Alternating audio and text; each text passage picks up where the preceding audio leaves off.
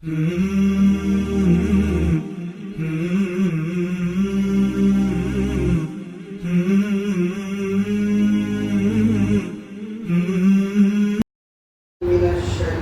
الرجيم بسم الله الرحمن الرحيم قل أرأيتكم إن أتاكم عذاب الله أو أتتكم الساعة أغير الله تدعون إن كنتم صادقين بل إياه تدعون فيكشف ما تدعون إليه إن شاء وتنسون ما تشركون. یہ سورہ انعام کی آیت نمبر 40 اور 41 ہے.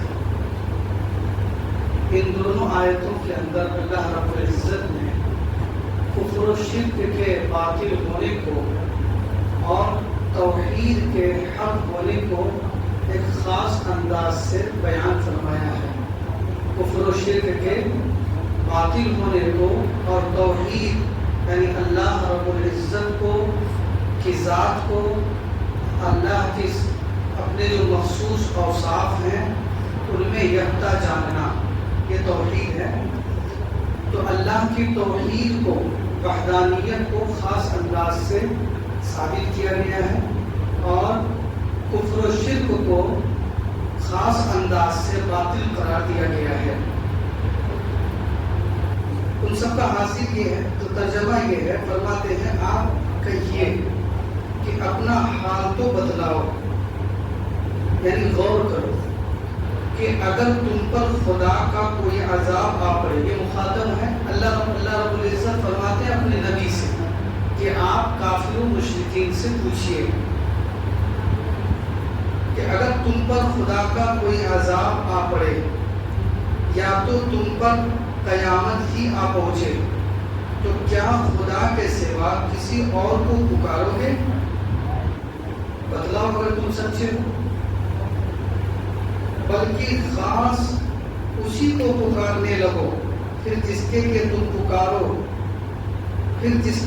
پکارو اگر وہ چاہے تو اس کو ہٹا بھی دے اور جن کو تم شریک ٹھہراتے ہو ان سب کو بھول جاؤ. یہ خلاصہ اس کا یہی ہے کہ پہلے یہ سمجھیے اور اس سے پہلے بھی کئی مرتبہ درس میں یہ بات آ چکی ہے کہ مشرکین مکہ میں اور یہاں کے جو مشرکین ہیں کئی لحاظ سے فرق ہے. وہ ان لوگوں کا عقیدہ یہ تھا کہ ہر چیز کا جو خالق ہے وہ اللہ ہی ہے. عبادت میں شریک کرتے تھے اور یہ سمجھتے تھے کہ اللہ نے بادشاہ کی طرح اپنے وزیر بنا دیے ہیں.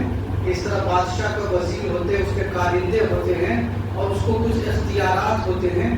اسی طریقے سے وہ سمجھتے تھے کہ اللہ رب العزت نے بھی یہ جو بت ہیں جن کو ہم نام لے کر پوچھتے تھے وہ لوگ ان لوگوں کو اپنا وزیر بنا دیا, ان کو کچھ اختیارات دے دیا ہے, کسی کو علم دینے کا, کسی کو روزی روٹی دینے کا, اس طرح کا جو ہے وہ لوگ خیال کرتے تھے. اللہ رب العزت نے جا بجا اس کی تربیت فرمائی کہ اللہ رب العزت کو وزیر وغیرہ بنانے کی ضرورت نہیں ہے.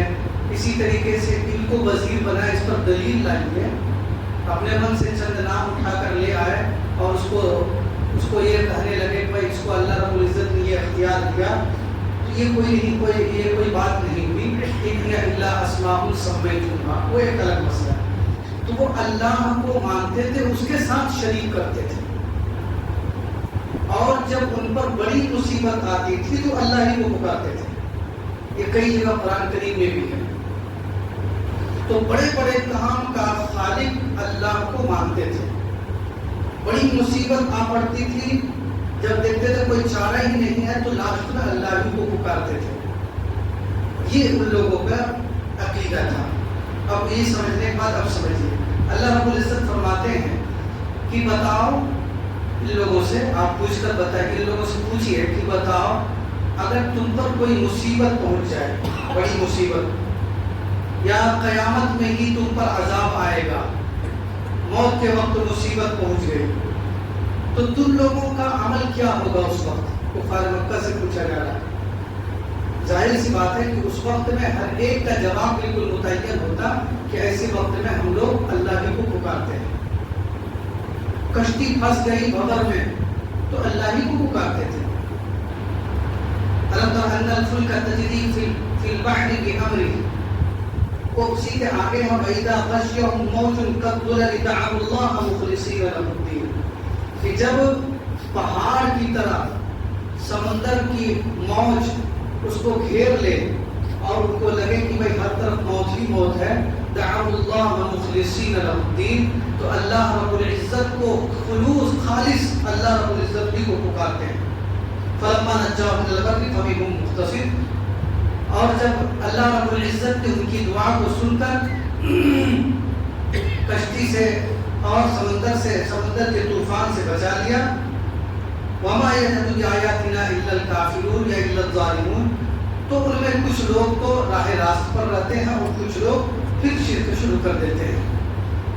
تو ان لوگوں کا شیوا تھا کہ جب بڑی مصیبت پہنچتی تھی تو اللہ ہی کو پکارتے تھے. اللہ رب العزت آگے فرماتے ہیں کہ جب تم بڑی مصیبت کے وقت اللہ ہی کو پکارتے ہو اور وہ بت جن کو تم نے اپنا معبود قرار دے رکھا ہے، یا وہ لوگ وہ مخلوق جن کو تم نے اللہ کے برابر قرار دے دیا ہے، مصیبت کے وقت کوئی کام نہیں آتے ہیں، تو پھر جب مصیبت نہیں ہوتی ہے تو اس وقت بھی تمہارا مددگار اور تمہارا سب کچھ تو وہی ہونا چاہیے. اس وقت شرک کیوں کرتے ہو؟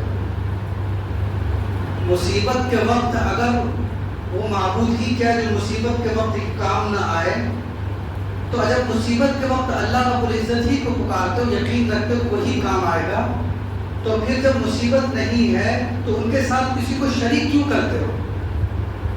یعنی کہ توحید خالص کو اپنا لو. معلوم یہ ہوا کہ یہ بت جن کو تم لوگ پوچھتے ہو ان کی عبادت کوئی فائدہ نہیں دیتی ہے. کل قیامت کے روز بھی جب مصیبت پڑے گی تو اس وقت بھی وہ سب کوئی کام نہیں دے گا، اور مصیبت تو پڑنی ہے، تمہارے جرم کی سزا ملنی ہے. اور یہی وہ سوچ تھی کہ جس سوچ کی وجہ سے حضرت عکرمہ ابن ابی جہل، ابو جہل کا لڑکے صاحبزادے تھے، عکرمہ مسلمان ہوئے تھے، اور ان کے اسلام کا واقعہ میں ان کے اسلام نے یا اسلام کی حقانیت جو ان کے دل میں بیٹھی اسی سوچ کی وجہ سے. جب مکہ مکرمہ اللہ کے رسول صلی اللہ علیہ وسلم کے دست مبارک پر فتح ہوا تو اس وقت تک عکرمہ جو تھے وہ مسلمان نہیں ہوئے تھے، رضی اللہ عنہ بعد میں ہیں، تو اس وقت تک مسلمان نہیں ہوئے تھے. ان کے والد، ان کا باپ جو ابو جہل تھا، وہ تو غزوہ بدر میں اس سے تقریباً 6-7 سال پہلے ہی مارا جا چکا تھا. لیکن یہ جو ہے کٹر کافر تھا اور کفر پر جمع ہوا تھا، مسلمانوں کے خلاف لڑائیوں میں برابر حصہ لیتا آ رہا تھا. تو اس کو یہ لگا کہ ایک تو بے عزتی ہے، مکہ فتح ہو گیا ہمارے دشمنوں کے ہاتھوں، دوسرا یہ کہ ان کو لگ رہا تھا کہ ہمارے جرائم اتنے زیادہ ہیں کہ اللہ کے رسول صلی اللہ علیہ وسلم معاف نہیں فرمائیں گے، مجھے معافی نہیں ملے گی. چنانچہ وہ وہاں سے بھاگ لیے، مکہ مکرمہ چھوڑ کر بھاگ لیے. معتبر حدیث کی کتابوں میں، سیرت کی کتابوں میں واقعہ لکھا ہوا، مشہور واقعہ. تو وہاں سے بھاگ گئے. اتفاق سے وہ کشتی پر سوار ہوئے اور وہ حبشہ جانا چاہ رہے تھے. کشتی میں ایک موقع ایسا آیا کہ موج نے گھیر لیا، طوفان نے گھیر لیا اور کشتی ہچکولے کھانے لگی. تو اس وقت پہلے تو سب لوگوں نے دیکھ رہے تھے، اور بھی لوگ جو تھے سب لوگوں نے اپنے دیوی دیوتاؤں کو پکارا. جب دیکھا کہ کچھ نہیں ہو رہا ہے تو اس وقت انہی لوگوں میں سے آپس میں ایک دوسرے نے کہا کہ دیکھو بھائی، اب یہ معاملہ جو ہے دیوی دیوتاؤں کے ہاتھ سے نکل گیا ہے، ابھی اس وقت اللہ ہی بتا سکتا ہے، اس لیے تم لوگ اللہ ہی کو پکارو اور اسی سے مدد مانگو، وہی ہم کو اس مصیبت سے نجات دلا سکتا ہے. چنانچہ بہرحال اسی وقت ان کے دل میں یہ بات آئی کہ اس مصیبت کے گھڑی میں جب اللہ کام آ سکتا ہے تو پھر باقی زندگی کے اندر اللہ کیوں نہیں کام آ سکتا؟ اس مصیبت میں اللہ ہی کام آئے گا تو بقیہ زندگی میں بھی اللہ ہی کام آئے گا. اور وہ جو بندہ ہے، بندے خدا یعنی اللہ کے رسول صلی اللہ علیہ وسلم، یہی بات تو ہم کو 20 سال سے سمجھا رہے ہیں.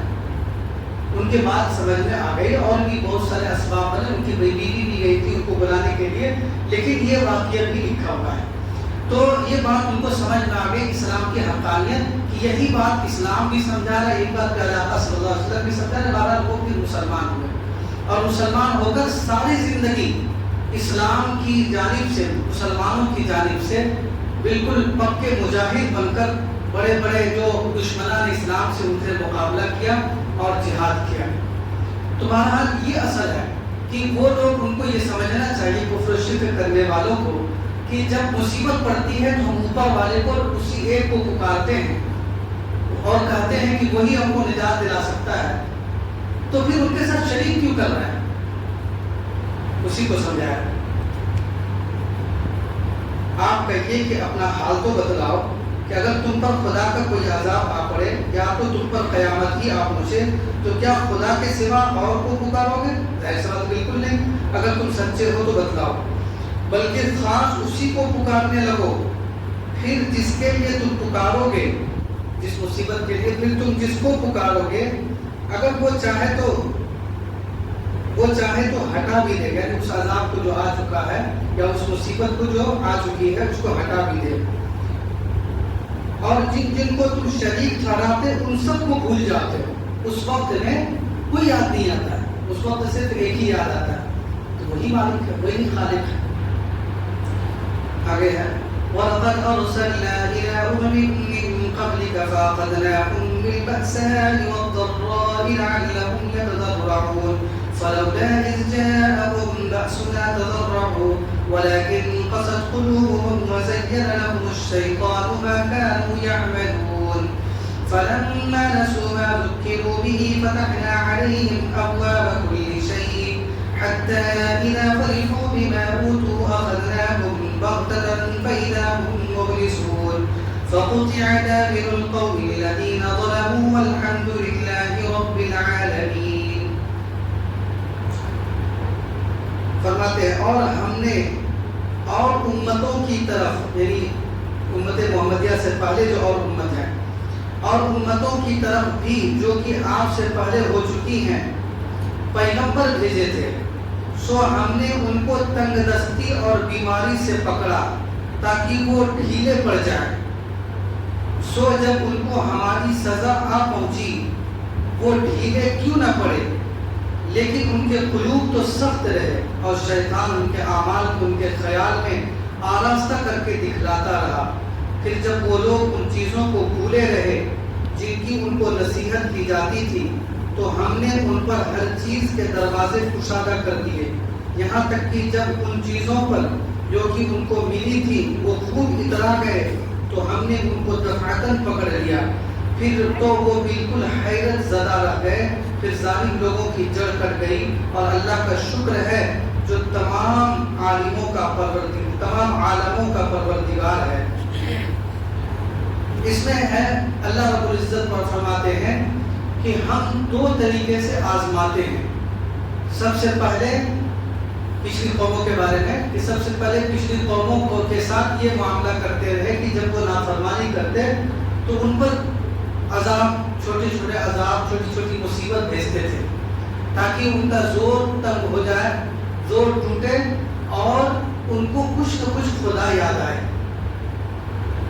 نافرمانی سے، سرکشی سے، ظلم و زیادتی سے، ان چیزوں سے باز آئیں. لیکن وہ اس سے باز نہیں آتے.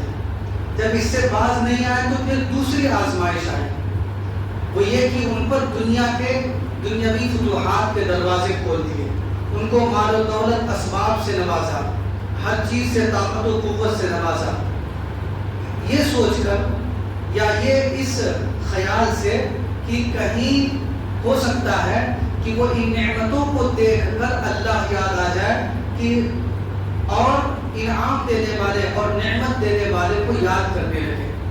لیکن جب اس کو بھی اس امتحان میں بھی وہ لوگ ناکام ہوتے اور بجائے ان نعمتوں کے شکریہ ادا کرنے کے وہ لوگ مزید نافرمانی کرنے لگتے، اور ان نعمتوں کے ذریعہ سے گناہ کے راستے تلاش کرنے لگتے، فَقُطِعَ دَابِرُ الْقَوْمِ الَّذِينَ ظَلَمُوا، تو اس وقت ہم اللہ رب العزت فرماتے ہیں اس وقت ہم ان ظالم لوگوں کی جو جڑ ہے اس کو کاٹ دیتے ہیں، یعنی اس کو یا تو عذاب آ گیا جس کی وجہ سے وہ سب کے سب ہلاک ہو گئے، یا نہیں تو ان کی نسل ہی آگے نہیں چلی۔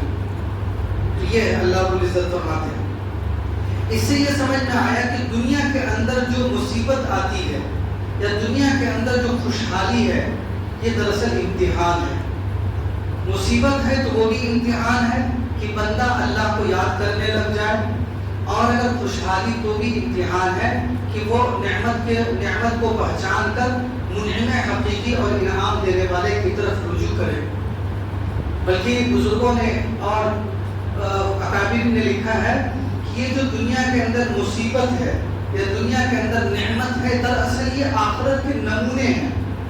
مصیبت جہنم کے ایک نمونہ ہے اور نعمت جنت کا ایک نمونہ ہے، تاکہ بندے مومن ایک نعمت کو دیکھ کر جنت کو حاصل کرنے کی کوشش کرے اور مصیبت کو دیکھ کر جہنم سے بچنے کی فکر کرے۔ اللہ رب العزت کی آیات سے یہ بات بھی سمجھ میں آتی ہے۔ اسی طرح اللہ رب العزت نے فرمایا کہ جب مصیبت آتی ایسے لوگوں کو جن کو جو کہ نافرمان ہے، سرکش ہے، جب مصیبت سے وہ لوگ نہیں سدھرتے ہیں تو زین لہم الشیطان اعمالہم، تو ان کے جو اعمال ہیں، جو برے اعمال ہیں، ان کو شیطان مزین کر دیتا ہے، ان کو ہی اچھا لگنے لگتا ہے برا عمل، ظلم کو ہی اچھا سمجھنے لگتا ہے۔ ظلم کی دلیل بھی شیطان سجھا دیتا ہے کہ ان کو مار رہے ہیں یہ بہت اچھا عمل کر رہے ہیں، موب لنچنگ کر رہے ہیں بہت اچھا عمل کر رہے ہیں، فلاں کام کر رہے ہیں بہت اچھا عمل کر رہے ہیں۔ تو ایک ظالم جو ہوتا ہے یا ایک مجرم اللہ کے نزدیک جو ہوتا ہے یا جو برے کام کرنے والا ہوتا ہے، تو بہت کم ایسا ہوتا ہے کہ کرنے والا ان کاموں کو برا سمجھ کر کرے، بلکہ شیطان کیا کرتا ہے کہ ان برے کاموں کو ہی اس کی نظر میں اچھا کر دیتا ہے، وہ برے کام کو ہی اچھا سمجھنے لگتا ہے۔ چوری کر رہا ہے تو اس کے لیے بھی کچھ نہ کچھ دلیل وہ سوچ کر رکھا ہے کہ مالدار لوگ ہیں، ہم کو دیتے نہیں ہیں اس لیے ہم چوری کر رہے ہیں، اور ڈاکہ زنی کر رہا ہے، قتل و غارت کر رہا ہے، ہر چیز کا کچھ نہ کچھ دلیل دے کر اس کام کو اچھا بنا کر پیش کرتا ہے شیطان۔ وَزَيَّنَ لَهُمُ الشَّيْطَانُ أَعْمَالَهُمْ، حتیٰ اسی لیے اگر دل میں کبھی کوئی غلط کام کرنے کا ارادہ ہو اور شیطان اس کو بھلا دکھانے لگے تو اس وقت اور وہ کام بھلا لگنے لگے جبکہ وہ کام حقیقت میں غلط ہے، تو یہ سمجھے کہ وہ شیطانی خیال ہے جس کو ہمیں جھڑک کر اس کام سے بچنا چاہیے۔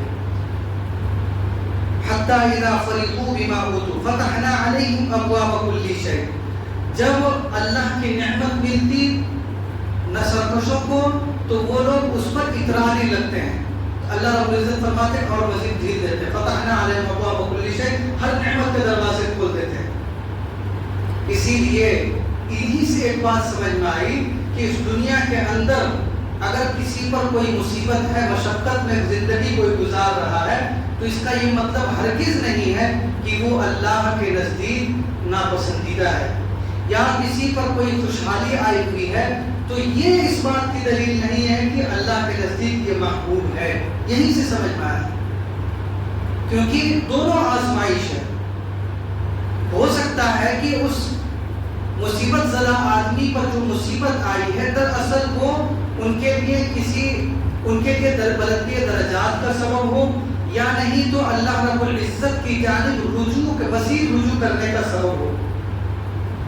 اور ہو سکتا ہے کہ جس بندہ کو خوشحالی نصیب ہوئی ہے وہ اس کو خوشحالی اس کے لیے ڈھیل ثابت ہو، اور اس دنیا کے اندر یا قیامت میں اس کی وجہ سے اس کی سخت پکڑ ہو۔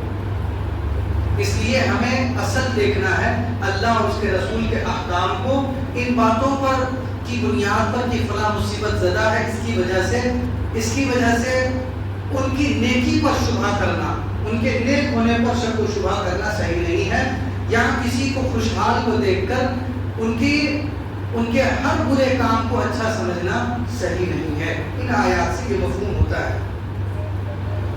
آگے فرماتے اللہ رب العزت قل أرأيتم إن أخذ الله سمعكم وأبصاركم وختم على قلوبكم من إله غير الله يأتيكم به انظر كيف نصرف الآيات ثم هم يصدفون قل أرأيتكم إن أتاكم عذاب الله بغتة أو جهرة هل يهلك إلا القوم الظالمون وما نرسل المرسلين إلا مبشرين ومنذرين فمن آمن وأصلح فلا خوف عليهم ولا هم يحزنون والذين كذبوا بآياتنا يمسهم العذاب بما كانوا يفسقون۔ آپ کہیے کہ یہ بتلاؤ کہ اگر اللہ تعالیٰ تمہاری سنوائی یعنی سننے کی قوت اور بینائی یعنی دیکھنے کی قوت بالکل لے لے یعنی ختم کر دے اور تمہارے دلوں پر مہر کر دے تو اللہ تعالیٰ کے سوا اور کون معبود ہے کہ یہ تم کو پھر سے دے دے؟ ظاہر سی بات کوئی نہیں ہے۔ آپ دیکھیے تو ہم کس طرح دلائل کو مختلف پہلوؤں سے پیش کر اللہ رب العزت کس انداز پہ مختلف انداز پہ سمجھا رہے ہیں کہ بندے مومن سمجھ جائے۔ یہ اللہ رب العزت سے بندوں کی اللہ رب العزت کی بندوں سے محبت کی بالکل واضح دلیل ہے۔ پھر بھی یہ لوگ اعراض کرتے ہیں اور ایمان نہیں لاتے ہیں۔ آپ کہیے کہ یہ بتلاؤ اگر تم پر اللہ کا عذاب آ پڑے خواہ بے خبری میں یا خبرداری میں تو کیا وجود ظالموں کے اور بھی کوئی ہلاک کیا جائے گا؟ ظاہر سی بات ظالم لوگ ہی ہلاک کیے جائیں گے اور مومن لوگ بچا لیے جائیں گے۔ ظالم کا لفظ جو ہے بہت عام ہے۔ سب سے بڑا ظلم اور سب سے بڑا ظالم مشرک ہے، کافر ہے، کیونکہ ان الشرک لظلم عظیم، شرک کرنا بہت بڑا ظلم ہے، تو سب سے بڑا ظالم وہ ہے۔ تو ظلم کا لفظ بہت ہی عام ہے اور بہت ہی وسیع مفہوم رکھتا ہے۔ جو بھی اللہ رب العزت کا کسی طریقے سے مجرم ہے وہ ظالم ہے۔ تو یہاں پر جو کہا جا رہا ہے کہ آپ تو کیا بجز ظالم لوگوں کے اور بھی کوئی ہلاک کیا جائے گا؟ ظاہر سی بات ہے کہ ظالم لوگ ہی ہلاک کیے جائیں گے۔ اس لیے ظالموں کو یہ سمجھنا کہ اگر عذاب آیا جیسا کہ حضرت محمد صلی اللہ علیہ وسلم بتا رہے ہیں تو یہ مومن بھی تو جائیں گے جو ان کے نام لے پائے، تو اب ایسی صورت میں ان پر بھی آئے گا ہم پر بھی آئے گا تو کوئی دقت نہیں۔ اللہ رب العزت نے اس غلط فہمی کو دور کیا کہ ایسا نہیں ہے، مومنین بچا لیے جائیں گے اور عذاب اگر آئے گا تو تم لوگوں پر آئے گا۔ اور ہم پیغمبروں کو صرف اس واسطے بھیجا کرتے ہیں کہ وہ بشارت دے رہا ہے اور ڈرائیں۔ بشارت دیں نیک کام کرنے پر جنت کی بشارت ہے، اللہ کی نافرمانی پر ڈرائیں جہنم سے۔ اور ہم پیغمبروں کو صرف اس واسطے بھیجا کرتے ہیں کہ وہ بشارت دیں اور ڈراویں۔ پھر جو شخص ایمان لائے اور درستی کر لے سو ان لوگوں کو کوئی اندیشہ نہیں اور نہ وہ مغموم ہوں گے قیامت کے دن، اور جو لوگ ہماری آیتوں کو جھوٹا بتلانے ان کو عذاب لگتا ہے بوجہ اس کے کہ وہ دائرے سے یعنی اطاعت کے دائرے سے نکلتے ہیں۔ اللہ رب العزت ہم لوگوں کو پوری زندگی اپنی اطاعت پر، اپنے رسول کی اطاعت پر اور اپنے احکام پر چلنے کی توفیق عطا فرمائے اور ہم لوگوں کا خاتمہ ایمان پر نصیب فرمائے۔ جب قیامت کے روز ہم لوگوں کے لیے کامیابی اور دائمی کامیابی کا فیصلہ فرمائے۔ سبحان اللہ و بحمدہ، سبحانک اللہم و بحمدک، نشہد ان لا الہ الا انت، نستغفرک و نتوب الیک۔